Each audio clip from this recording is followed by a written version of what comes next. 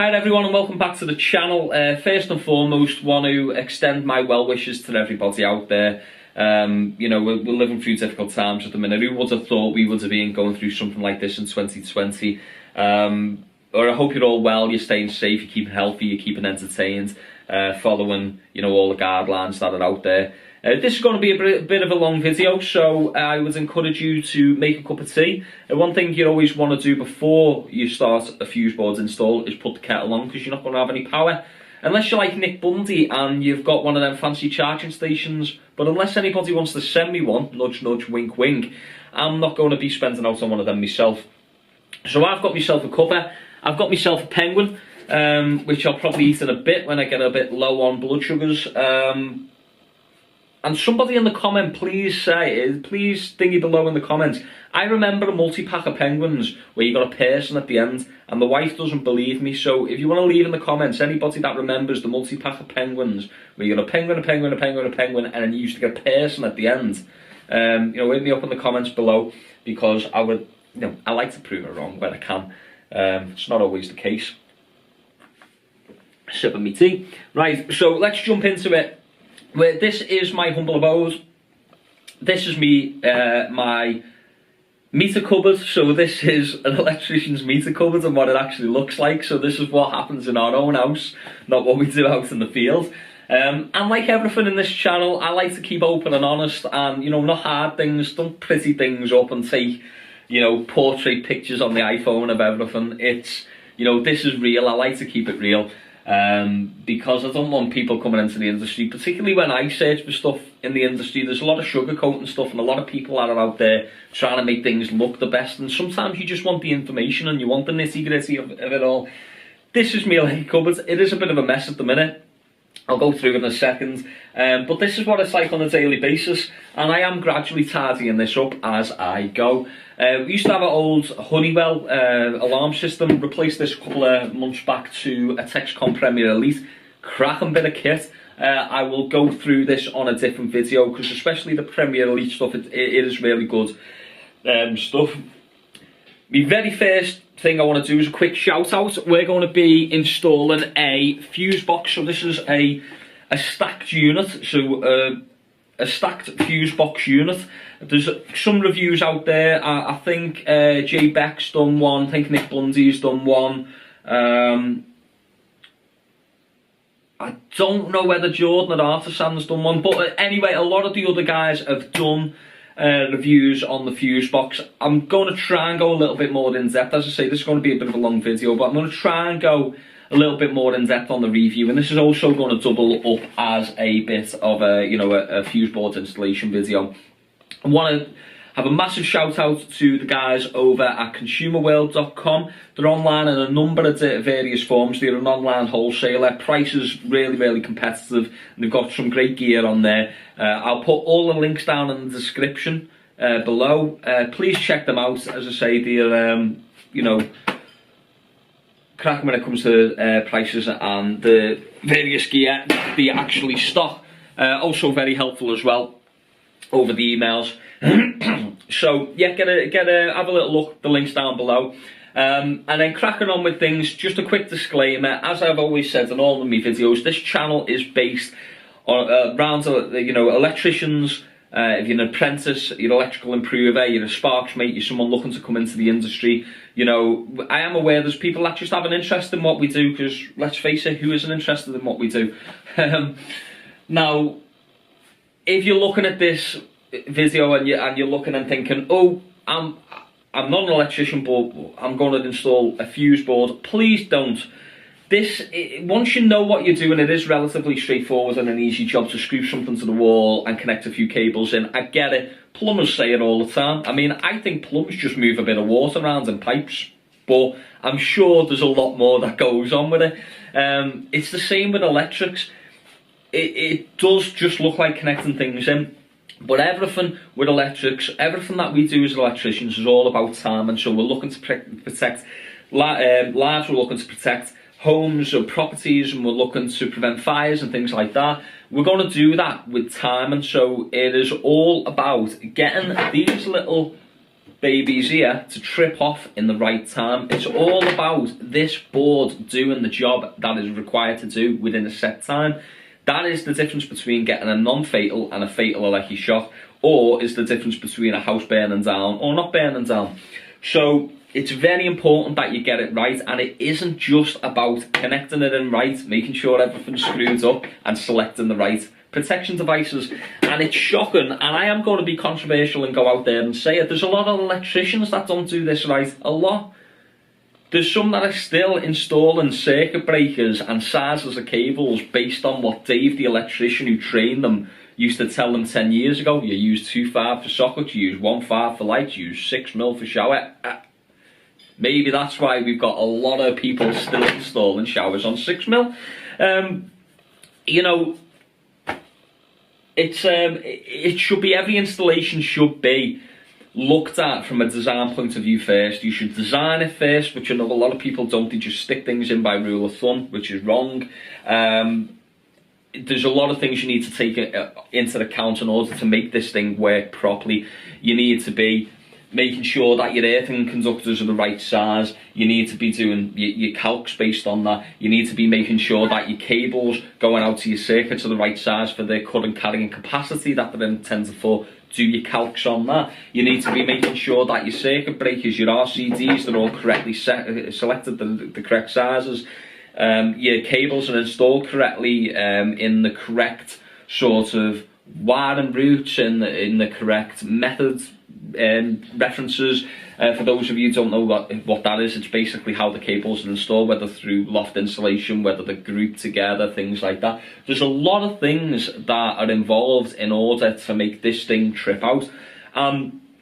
The earthing is a big thing. I mean, what a lot of people don't appreciate, people just think they have a fault and the fault then comes back through the earth to this board and it trips. When you actually consider what it does, it becomes more apparent in your mind that these things need, especially the earth, and they need to be spot on, and it needs to be tested rigorously and make sure that it's fine. Especially when you've got systems such as TT systems, or TNCS systems. If you've got a PMA and you need to make sure that, if that neutral ever goes down in the street, you need to be thinking about things like this. We go over things like that on a different video. But essentially, if you ever get a fault, it's going to come back down through earth. It's going to go back to almost like the substation, through the massive earth, back to the substation. It's going to then come back down your conductor, and it's going to enter your fuse board this way rather than from your installation. Enter your fuse board this way and cut it off. And that's why it is essential. I mean, I'm speaking in loose terms here, but that is why it is essential to make sure that all this earth and all these cable sizes are correct. Because if you correct the wrong size of cable or select the wrong size of cable, the resistance isn't going to be right.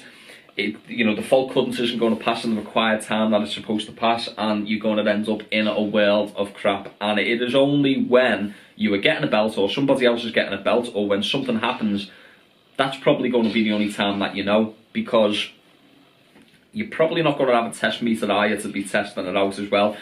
And there's a lot of people out there that when they do install the things, they don't test it properly. So we are in a minefield out there at the minute.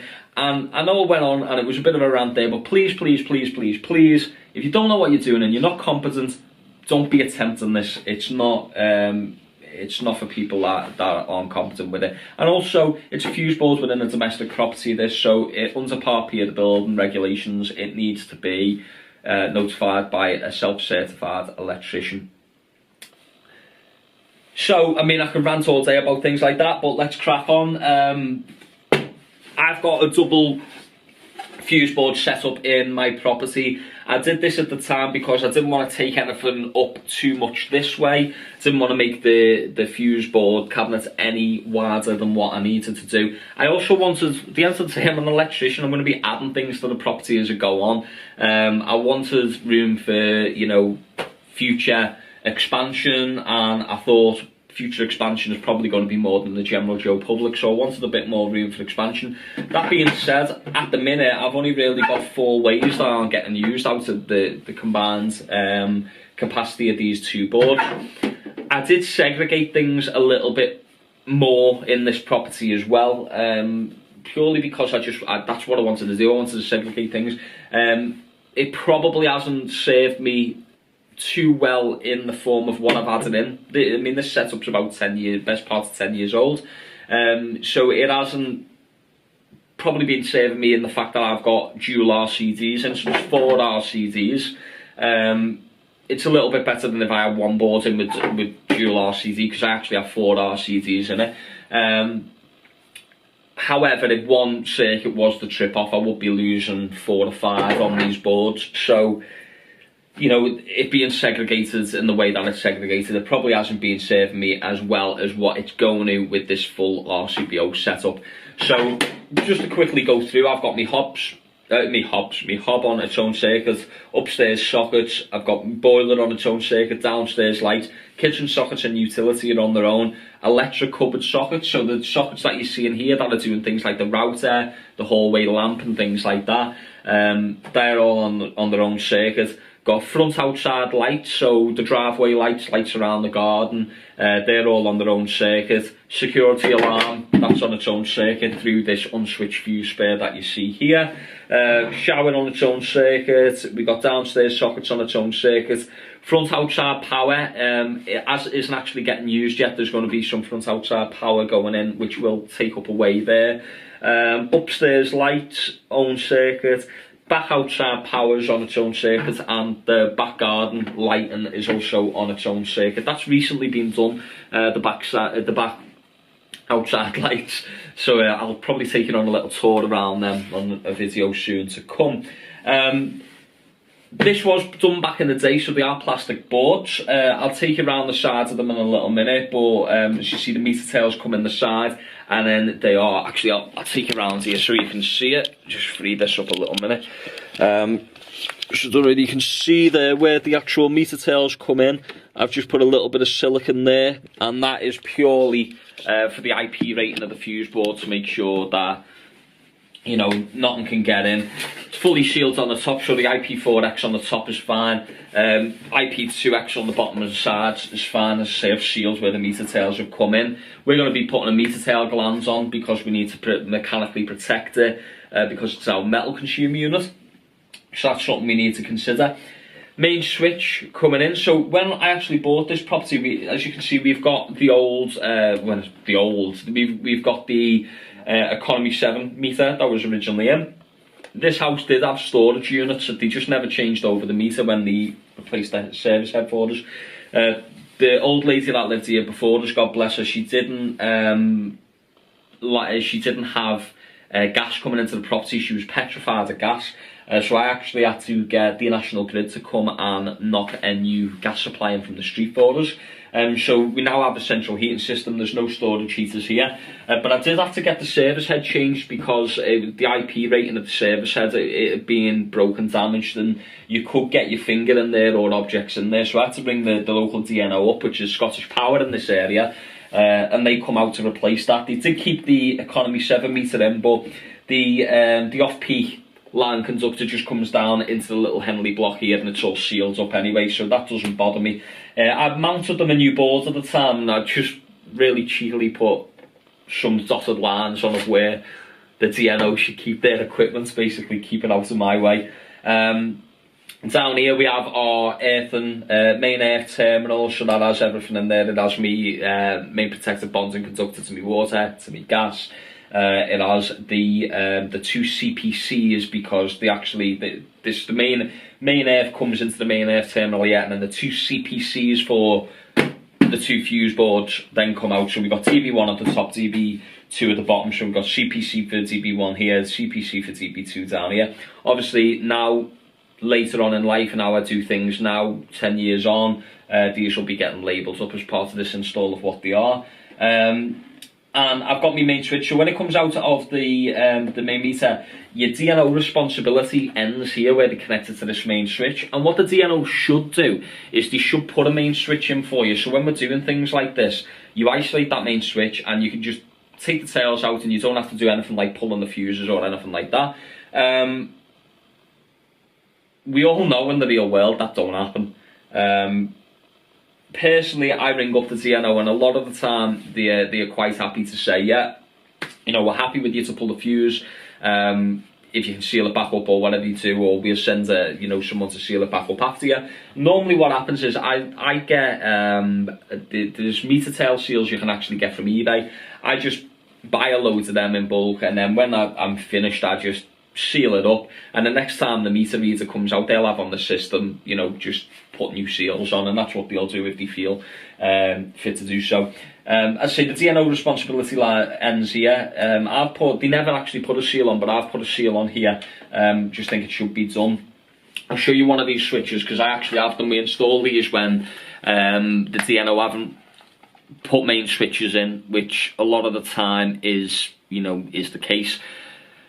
They're quite good switches. They're very simple, straightforward, just a wireless little unit. I will put the code on the screen here so you know what it is. TLC do them. A lot of wholesalers do them. Now, the larger part of this is meant for so you can change it, you can put it up that way, whatever way you want to put it, you can change it around. But basically, wherever your DNO, wherever your distributor's meter tails come in, so let's say it's coming in from the top here, you will put this larger cover on top. You would then use the security screw that comes in the pack, and you would thread it through. I don't know whether you can see here. Oh, but there's a little eye hole here. So you thread your seal through, and you seal it to that screw, and the idea is this is then not able to come off without someone cutting that seal, and then it leaves it like this for you. So basically, if we're then replacing the consumer unit, we can turn it off. We can easily unscrew our meter tails. We can screw our new ones back in, then fit our consumer's cover if you like. Jobs are good. And so the good bits of kit, them wireless isolators. We've been using them for some time when main switches haven't been fitted. Really easy to install. They accept 25mm tails, fine. And then on this install, I mean, it needs to be in this install because I have 2 fuse boards here, and the fact I have 2 fuse boards, I need a common place of isolation. So if I isolate from here, both boards are dead. If it didn't have this in situ, then if I isolate this one, DB2 wouldn't be dead, and vice versa.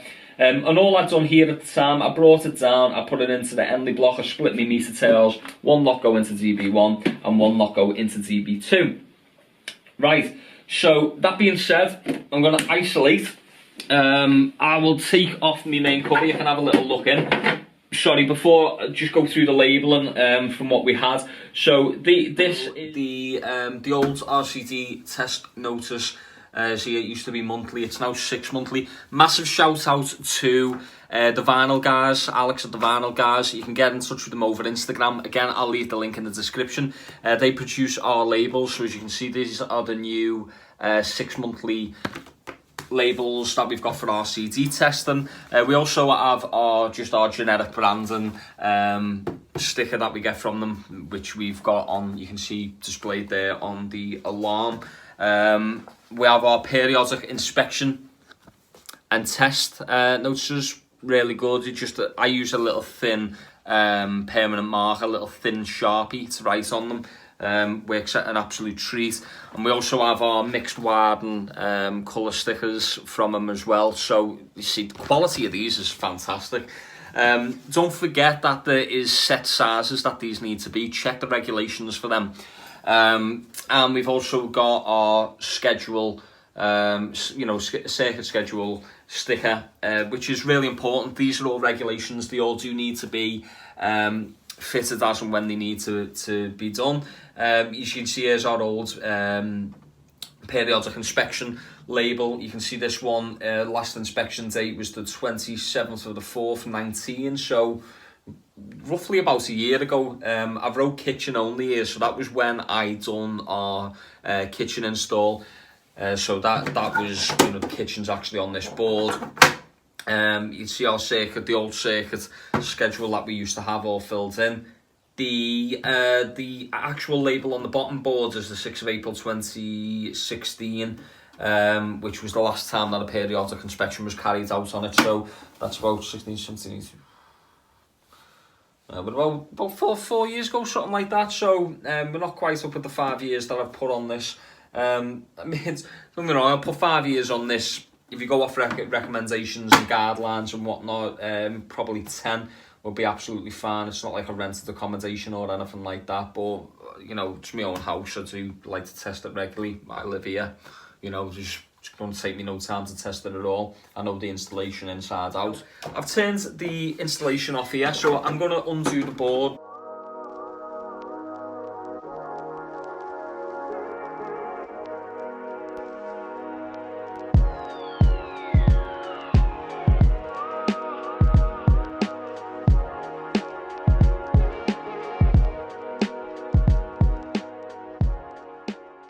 It's always really interesting seeing, particularly if you come back to an installation that you've done yourself, it's always really interesting to see where you've maybe improved on your workmanship going forward. There's a lot of different things I would do on this installation that we're going to rectify a little bit during this, but you can see, I don't know how well you can see that, that's basically how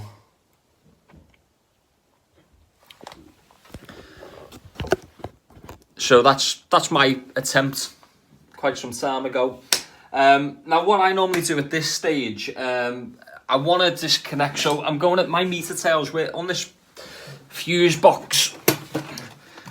Because of where our main switch is located and whatnot, I am going to be bringing our meter tails through this side. I'm going to be running them across the top and into the main switch here. That's just how I'm going to run them on this one. I don't want the meter tails wrapping right the way around or right the way over. That's the way I'm going to be bringing it in. Some people might do it a little bit differently. But the model of the story on this one is my meter tails are going to be too short, so I'm going to have to replace the meter tails. Now what I always do, I just get a little pen or whatever and I mark all my cables up.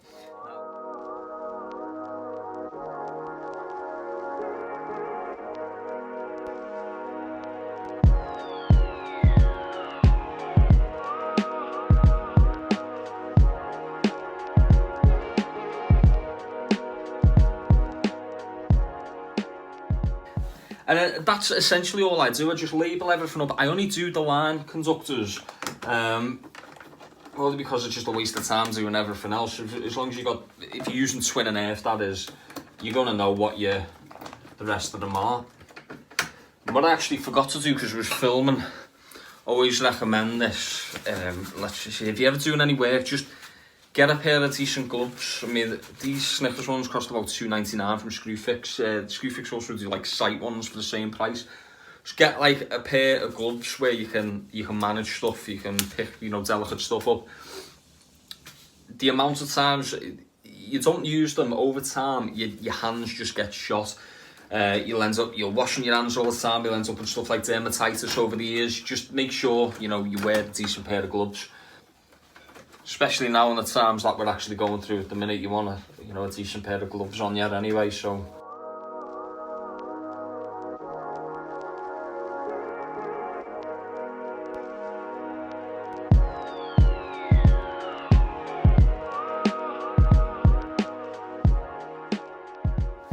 You see, I'll show you dead quick these old star breaker boards. So they didn't have, for those that you haven't seen them, they didn't have a buzz bar, so you just click this down. And these should just plug in, so they have this little pin on the back. And you see on the buzz bar, they just have a little socket and just put it on the top of the tin rail and you just push it in. And that's all it was to them. And remember back in the day, I used to think they were the dog's dangly bits, but I'm not a major fan of them these days.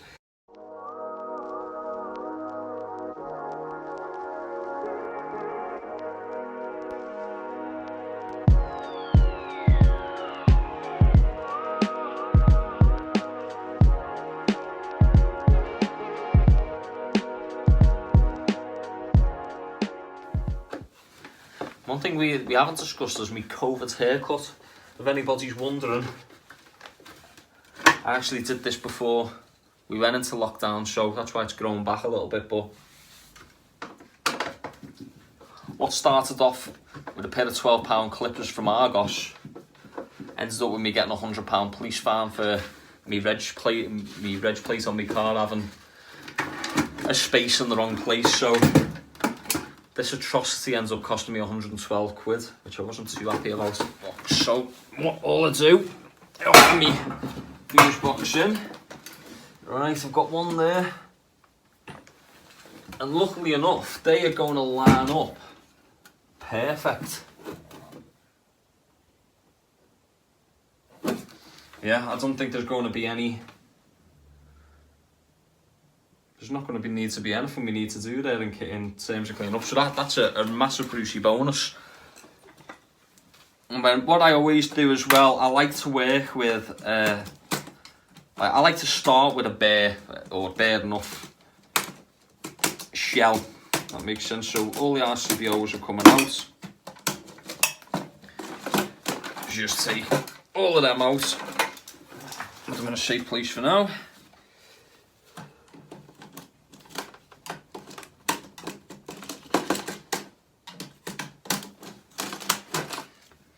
There we go.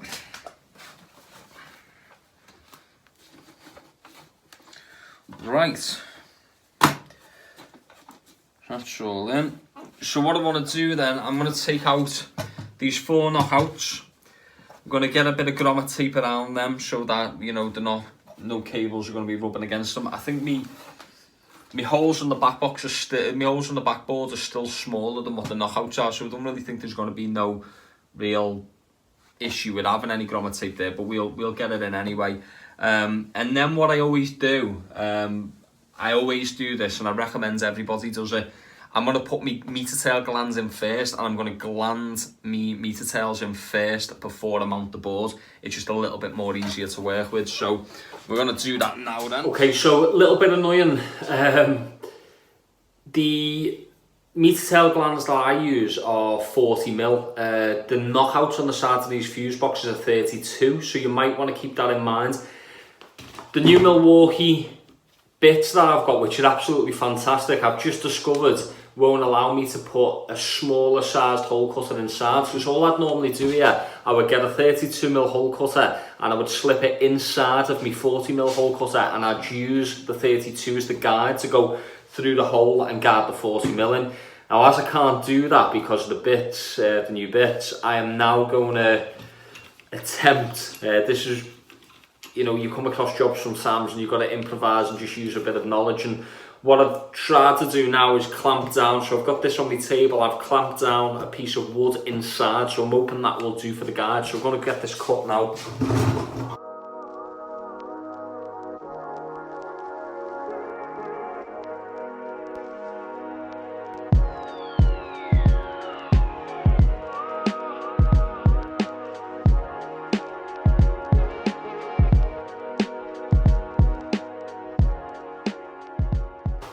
What an absolute faff that was.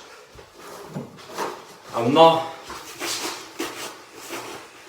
overly impressed with that, but that's, you know, that's just me not having a 32mm. Okay, so I've got the inside of that filed off, so me nut will actually sit flush to the inside now and give me a good seal. So just make sure that's on the right side. I'm just going to hand tight it up for now. Right, and then what I want to do, I want to make sure that my meter tail inserts at the right way where I want them. So that is exactly where I want them there. Right, and then what I do, I put it in, but I get me basic bends, so me bends roughly how I want it. So that's going in there. I'm keeping it in. Right, I know I want to bend it around there. So I've got my bends in.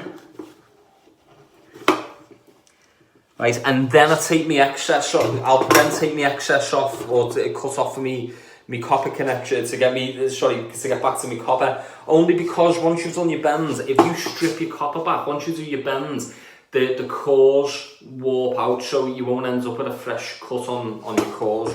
If it's a bit diagonal at the end, the copper, the way it's cut because I've bent it, I don't want to throw that straight into the switch, into the terminal, because I want to fill that terminal up as much as I can, as evenly as I can, to get a real good, even connection on that termination. Make sure everything's nice and tight and even. So you can see it a little bit better on this one. So see the way at the end all the copper strands on all the same length. So that's just going to be uneven in the terminal. So again, all I'm going to do is I'm just going to straighten them up.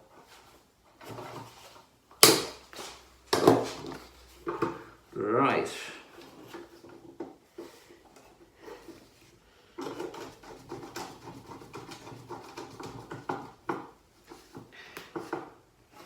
Right, and now I've made a boo-boo, so I'll bring you in to show you, because as I say on this channel, we don't make any thingies. I don't know if you can see the cable's split on here.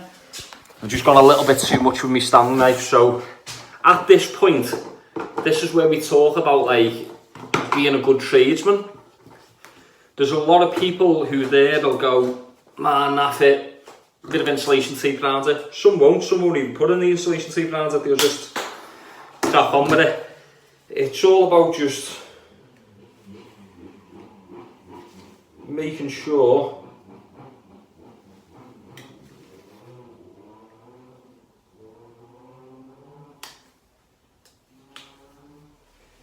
so again, I'm just making sure I haven't, yeah, that's fine.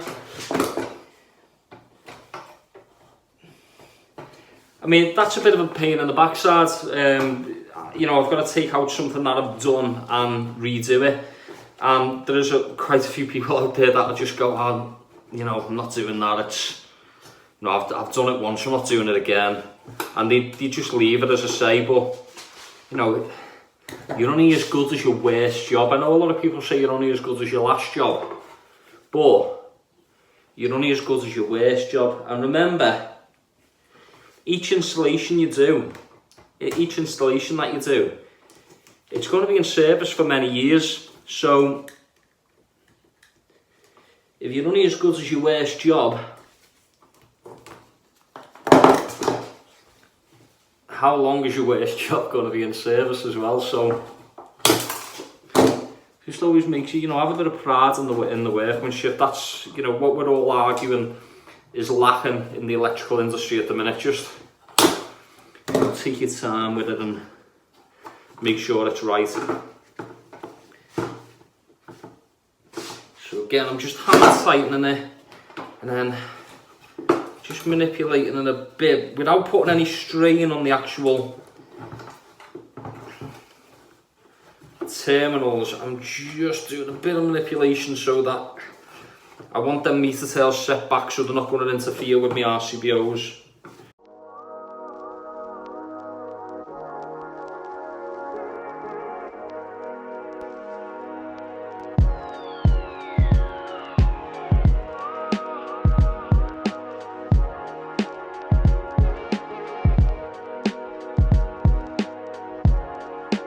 Now, I've got everything where I want it now, so all I'm going to do is I'm going to tighten this nut up.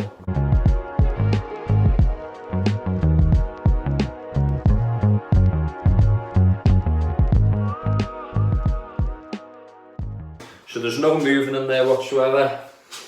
All my meter tails are dressed in, as you can see, so they're nice and neat. I can manipulate them as much as I want now and dress them in. There's going to be no movement in here and no movement in them terminals. I'm still not going to torque set it, because what I do, I get everything in first and then I torque set it. So as I say, nothing's going to be moving there while I do that. I know everything's, you know, all okay then, and then I can get on with it. Right, let's get back to the position. Okay, so now we're back in position at the fuse board covered. You can see I've sort of got it on a little bit here.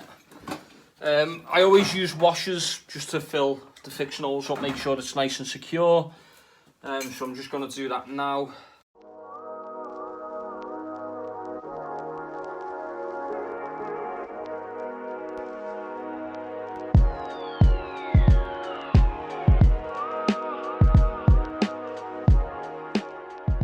Alright, okay.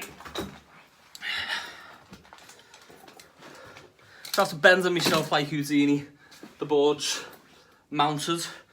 What I'm going to do next, I'm going to get these meter tails all dressed in and my main earth. This size, let me know in the comments below, but as an electrician, this is probably my most overused size of screwdriver, this. It's like me snips, it gets used for everything, absolutely everything.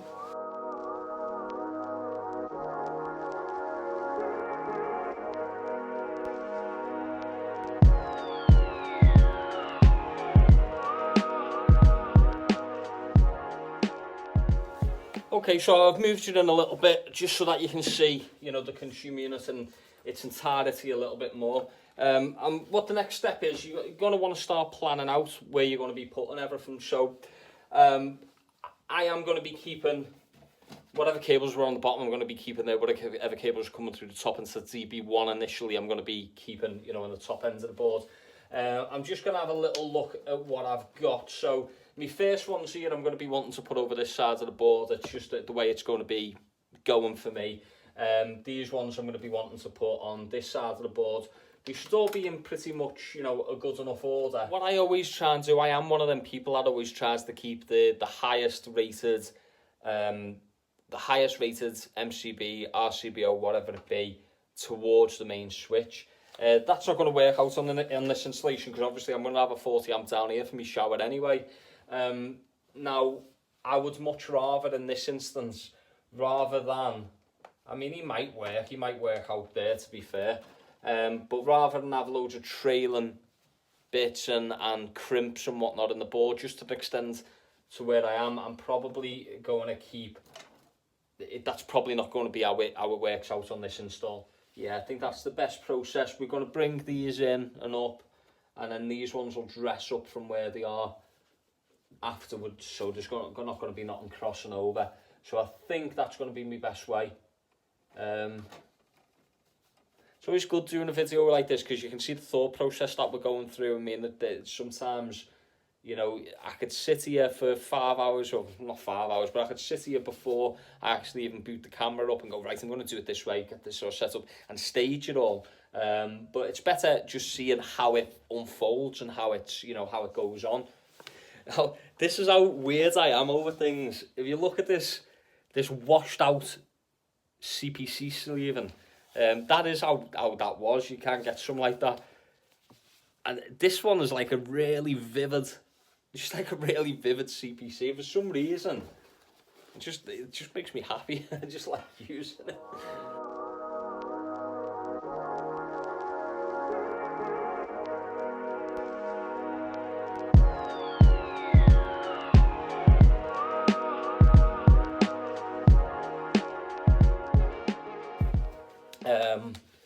When you do a board change and you're doing it for a client, I always prefer to do an ICR first. I do an ICR on the board first.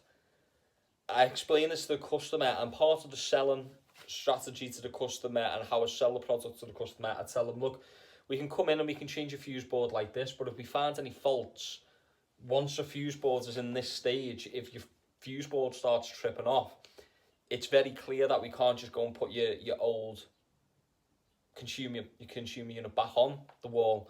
So a lot of work's being done already. So at that point, it's sort of the point of no return. You need to then, you've got no choice but to sort any faults you might have, which might, you know, it can come to quite a few £100 in some cases, or you might end up with circuits disconnected. So what I always say is do an ICR first. You're spending out for an ICR, but then what we're doing, we're coming to you with a full report, a full 8-9 page report, detailing absolutely everything, if anything, that's wrong with your system. And then what we do, we make sure that we sit down with you and we talk you through exactly what this is, how it can be rectified, what this is, how it can be rectified. And we give you a quotation for the remedial works. The remedial works, that's not the consumer unit, because by that time you probably had a quote for your consumer unit.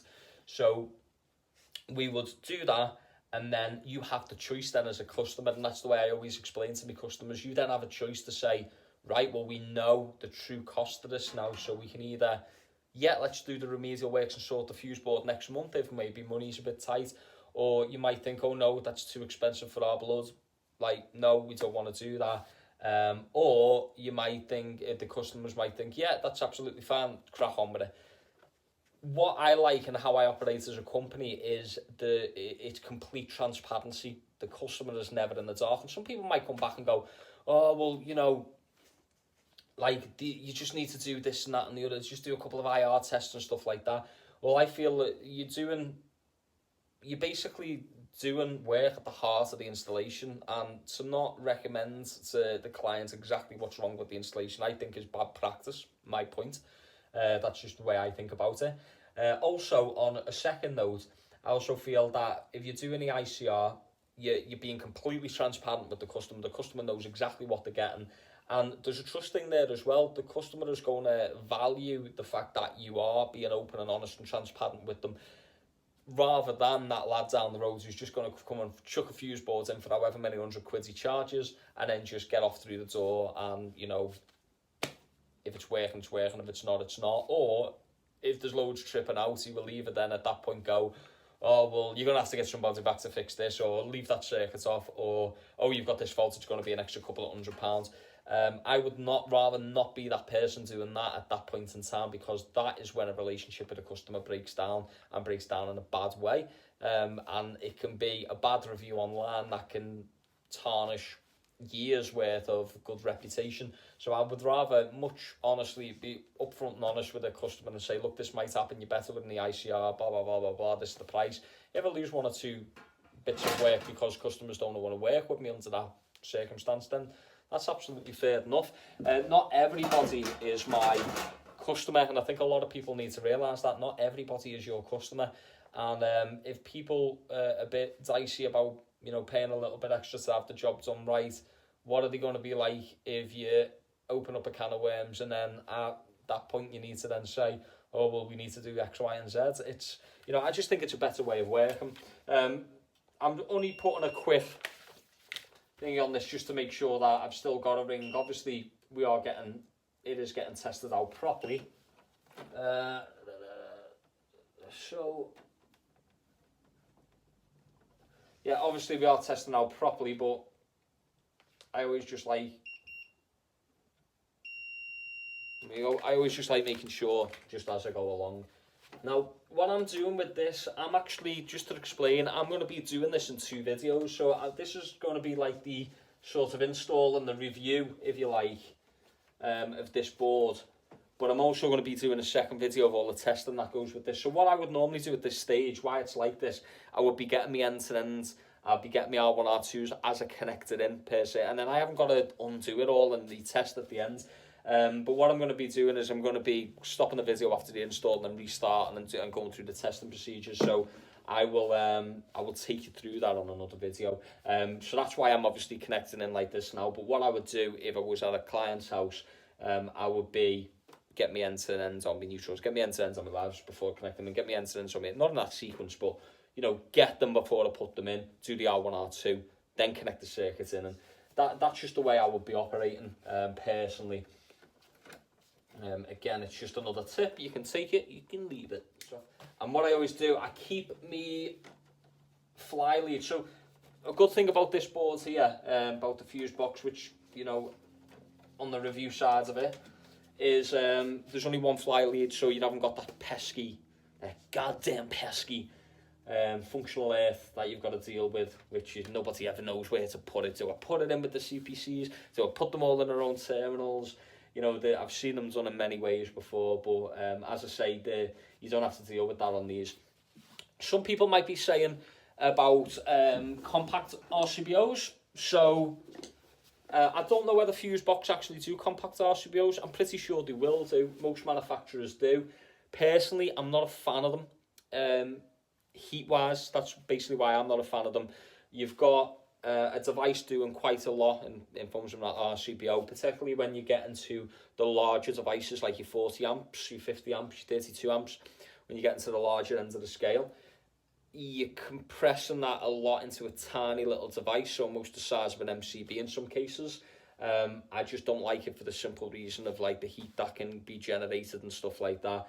I remember from having a chat with a Wirelex rep quite a while ago when the 18th edition boards were starting to come out. I think Hager actually, we went to the boot of the Hager salesman's car when we were at the NIC, and he showed us Hager's board that they use now.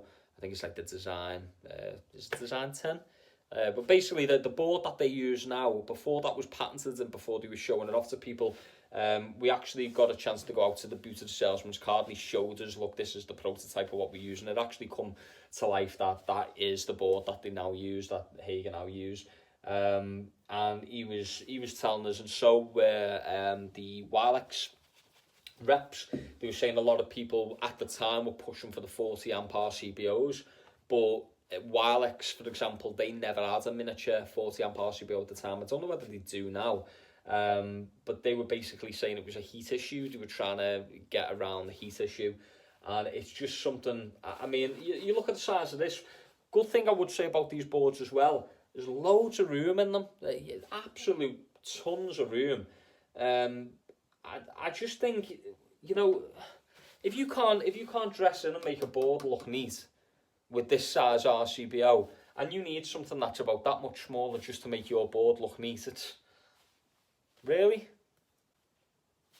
I mean, I'll leave that up to you. I mean, you might think they look better, you might like working with them. Some people might just get them because they like to work with them better. I just, from a heat point of view, I know they're all, you know, made to British standards and they're all made to a specific standards, but it's just, I just think, why bother for, you know, why bother for the chance? Right, and then what I always do, I always give both of them a little pull. Remember, give them a little pull now, make sure they're in. We're going to be talking them up later. Good thing I've just noticed as well, Fusebox, another good mention about them. They have the Newton meter value of what the torque setting should be on the top of the RCBO. So again, another great addition. I'd like to see that more on other consumer units, largely because there's a lot of people out there that just don't do it. Please, please, please never use your impact driver or, you know, and I know it's faster, but I've seen tons of people tightening terminals in consumer units with it, and it's just, you know, them terminals are not designed for that. So that's my first RCBO in. I always cut and referrule the fly leads on my RCBOs, but like you might have seen in other videos, I leave all these at the end here and I do it last, only because it's happened before where I've dressed it in, cut it, referruled it. Sometimes you cut the lead back to about that much, and then you put it back in, and then all of a sudden, for whatever reason, you go, oh, I've made a mistake. You know, that RCBO was meant to be over here, or I needed to move that circuit to there for whatever reason, and then all of a sudden you haven't got enough length on that lead. So yeah, I just you know, it's just one of them things. What I'm doing here, I'm doubling over any cables just to make sure that, ooh, sorry, just get them in there and me put them in. I'm just doubling over any cables, especially when they're going into the terminal like this on a singular basis. So if it's maybe not a ring main, I mean the ring mains are still doubled over there, but especially if it's not a ring main, if you just got a single cable going into a terminal like that, then you're looking, oh, then you basically you want to fill that terminal up as much as you can.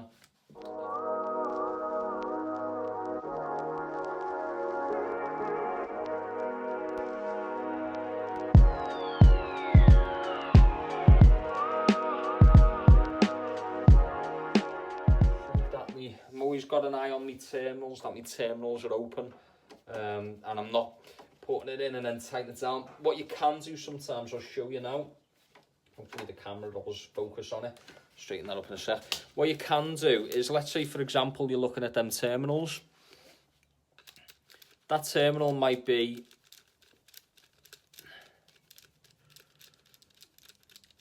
closed like that, and you might end up putting the cable in behind, and then when you come to tighten it, you haven't tightened it onto the actual cable itself. And one thing I've just noticed, which is another good note for these fuse boxes, see when I'm tightening this down, it actually has a bar that comes down with it, so there's no way of actually missing it. You can't put your cable in behind the terminal, if that makes sense.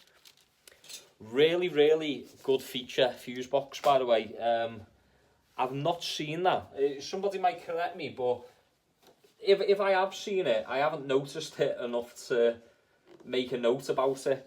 But again, I am going through this, taking my time and doing a good honest review on this board. So So yeah, I've never noticed that on other. I'll have a little look on others that, because I might be doing other manufacturers a bit of a service there. But that's a really good idea. That it just does away with a problem that can cause a lot of issues. That you might end up with a loose cable there. That obviously loose cables cause fires. So that is a really good thought. That. One sec.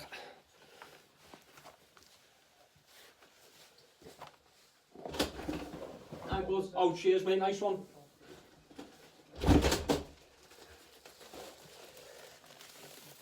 The missus shopping at H&M again.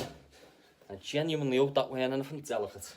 Right now, I'm just imagining what funky music I'm going to be playing over this when I've edited it. Bow, bow.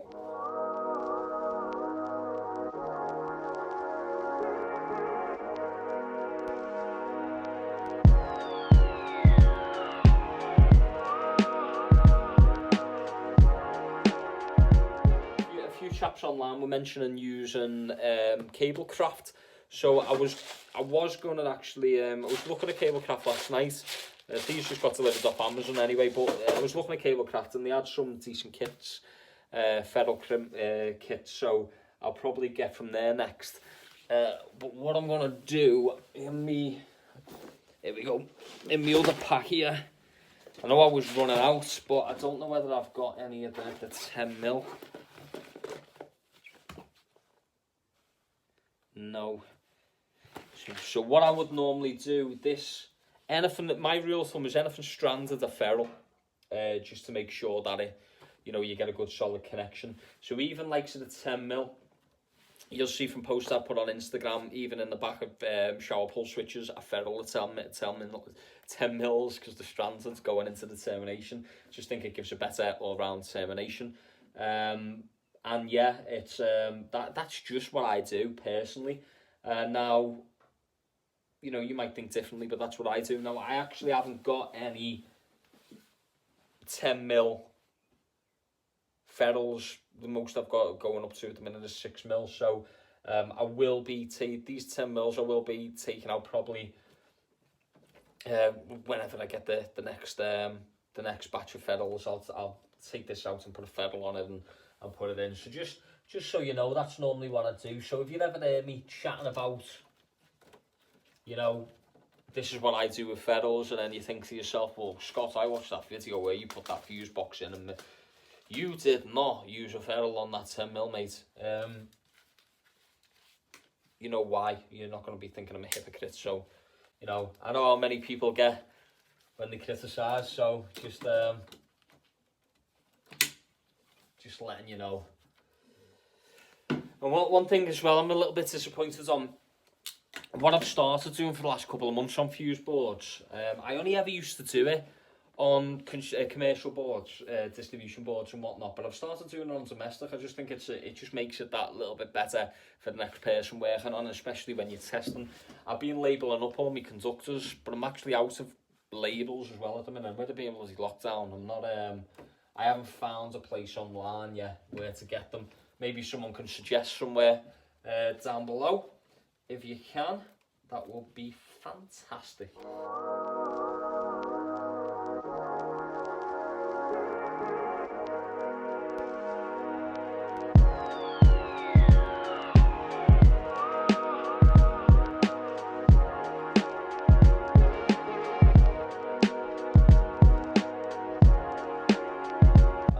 Sockets are connected in, but oh, how controversial would that be if I turn them on now for a cup of tea?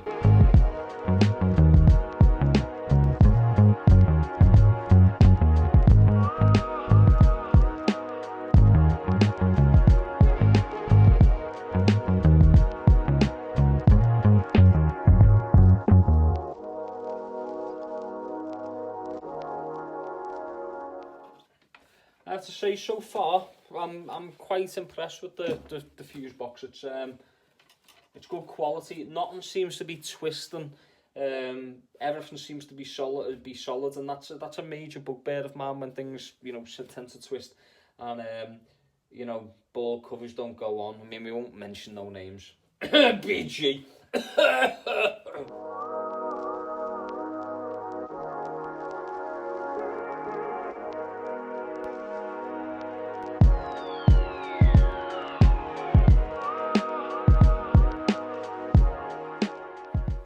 Right, so there's what I was saying before about the Fusebox, the way they have when the terminal isn't loose enough.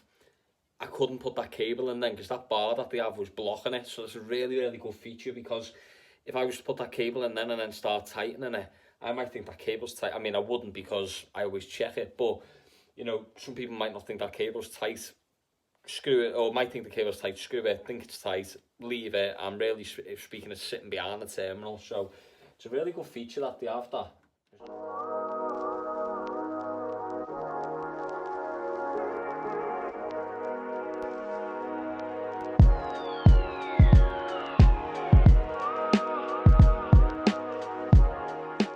Okay, so that's the top half of the board done.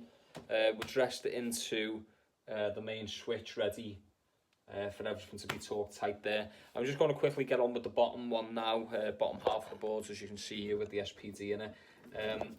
He's come with an SPD kit, so there's not really anything I need to do with the SPD kits, unlike like the Edish board and that you've seen me install before. So I'm going to quickly get on with this bottom bit, and then we'll come back and I'll show you you know, what we do to torque tight everything, and also what like labels and stuff like that we put on.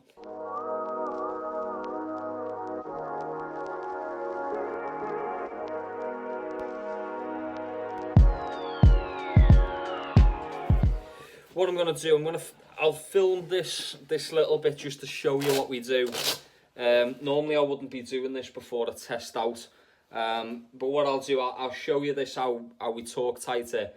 Then I'll just put the cover on and label it up and show you all the labels that we put on, and then after that I'll end the video there and I'll get the testing done. I'll make another video of the testing and I'll upload that at a later date. Just that it's going to be a mega long video otherwise. So I've got the wearer torque screwdriver. I keep this on the van separate in its box. They are expensive bits of kit. I mean, to be fair, the wearer one doesn't, where does it go up to now? It goes up to, from memory, it doesn't go as high as some of the others, which is a bit of a disappointment considering it's a wearer one, but I'll say that this one goes to 3 Newton meters. This is not too bad. I haven't come across anything yet that needs tightening domestically anyway, anything past there. Well, what I'm going to do, I'm going to find my lowest one, so that's going to be the top of my RCBOs. So the top of my RCBOs needs 1.2 Newton meters of torque. The bottom side of the RCBOs and the main switch itself needs 2.5 Newton meters.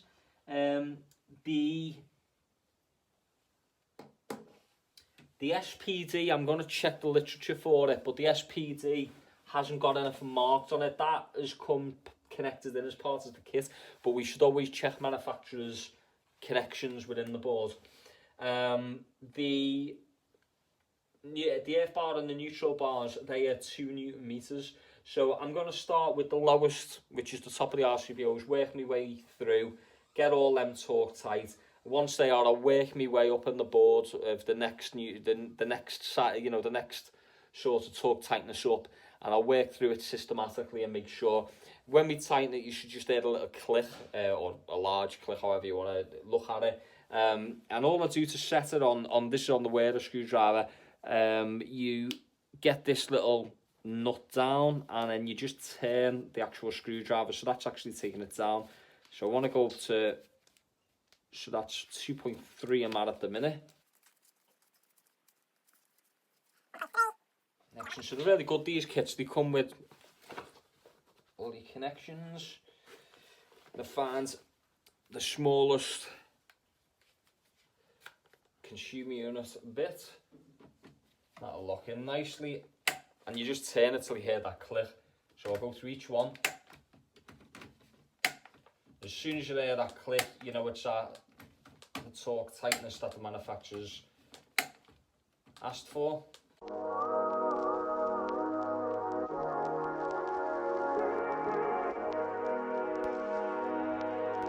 So it doesn't take you long, it doesn't add more onto the job, it just makes sure that everything is, you know, it's tight enough, but at the same time, it's not over tightened. I've seen it sometimes where I went in, there was a particular board that used to get installed throughout Liverpool around about, you know, the early noughties, around about maybe 2004, 2005, and they were well known. I won't mention the name of Fusebox, but they're well known. They were well known for the neutral bar. When people were tightening them, the neutral bar had actually cracked because people were over tightening it. This just makes sure that, yeah, it's tight enough, but at the same time, people aren't over tightening it. And that's where it's really important that you don't use your impact driver or your your normal combi drill, which I've seen a lot of people doing. At the minute, I'm quite impressed. The actual earth and neutral bars are standing up to the pressure that I'm putting on them. Some are normally quite flimsy, and you know, you're worried about if you put too much pressure on whether you're going to actually push the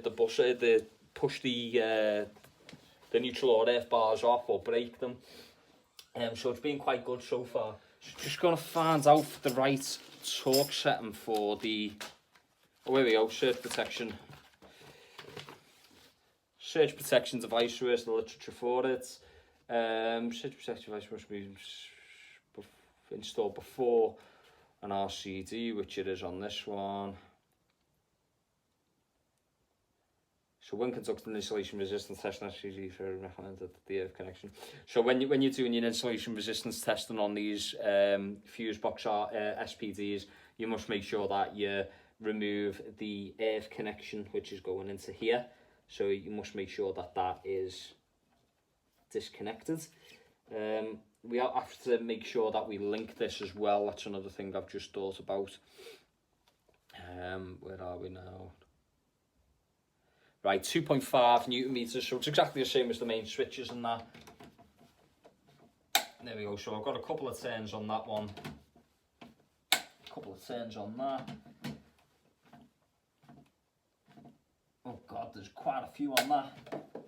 Yeah, so that's why it's important to double check, you know, the manufacturer's, you know, the tightness of the manufacturer's connections. At the minute, we just have our earth conductor coming from, we just have the earth conductor actually coming from the board itself. And although you'll find that these are connected through the actual metal of the board, I'd always want to put a link between the two of them myself personally, so we'll do that.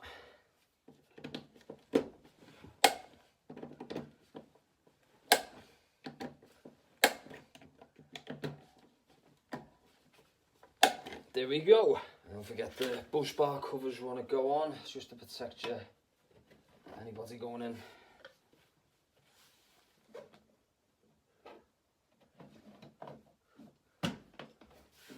So yeah, quite impressed by it so far.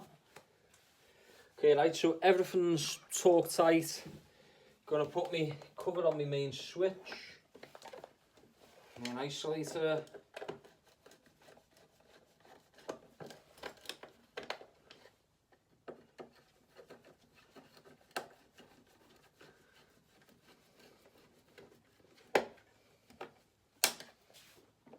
As I say, don't have to seal this side, that side's sealed. That's where the DNO's responsibility stops. When we turn that on, it energises our main tails. We've got our 16mm earth coming in, 25mm tails coming in. That then goes out throughout our system. It's extended down into this. I don't know if you can see that there actually. It's this extension block that Fusebox do that then go out. So it's a 100 amp sort of extension block, and it goes out to the neutral bar and whatnot down here, and also our SPD and that. So I mean, all in all, so far, unless I find anything untoward when I test out in a minute, so far really impressed with the Fusebox. I think it is a really good fuse board. Put the cover on. I suppose this is the main test for some people. when you put these covers on, because you know there's a lot of people that get a little bit twisted when it comes to fuse board lids, consumer unit lids, no pun intended. But yeah, basically I've been trying so hard to get the actual boards in so that the cables went through the same back holes on the back of the fuse board. However, I've missed out that bit, and also just a tiny bit on this side, which isn't too much of a problem because all I'm gonna do, I'll plane this down a little bit. It's fractions, really is. I reckon if you keep sliding that up and down, that covered it eventually work. And then this just needs a notch taken out, which I'm not too concerned about. But yeah, it was a bit of a schoolboy error. But I'll have to do that tonight because otherwise that lid isn't shutting, and it's not going to be. It isn't going to be, you know, it's there for the fire prevention aspect of the board. So I need to make sure that lid's down. So as I say, I'm pretty impressed with the board itself. It's just a little annoying, but yeah, I'll sort that. That's no big issue. But what I'll do now, I'll get the labeler and I'll show you quickly how we label up the fuse boards, and then or how we label up our consumer units that we do, and then I'll get all the testing done for another video for you. And here's our finished article with all the labels on. I just need to, as I say, just cut that little bit of a notch out there just for this to go down. Absolute schoolboy error, kicking myself over that, but you know, things happen. So we'll take you through the labels. I've just labelled up this side of the incoming switch or distributor. Also labelled this up consumers. Just bugging me that it's actually wrote these on in permanent marker back in the day, so I've actually just labelled these two up here. This is me front outside lights override switch, and just me unswitch fuse spare for the Texcom alarm. And then going through the board, obviously we've only got one DB now, so it's just labelled up DB1, distribution board 1, brands everything.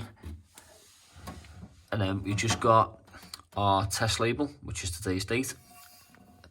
Circuit schedule, so all the circuits down there, and then that's just repeated for circuits 11 to 20, which are this lot in here. Also, we've got the RCD test notice on it, which, as you'll see, is the new one saying 6 monthly. Again, massive shout out to the vinyl guys.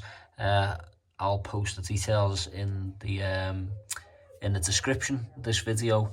You can get to them over Instagram. Have a chat to Alex over at the vinyl guys. Absolutely brilliant. Quality of labels, as you can see, they're just I've used many labels in the past and many different manufacturers and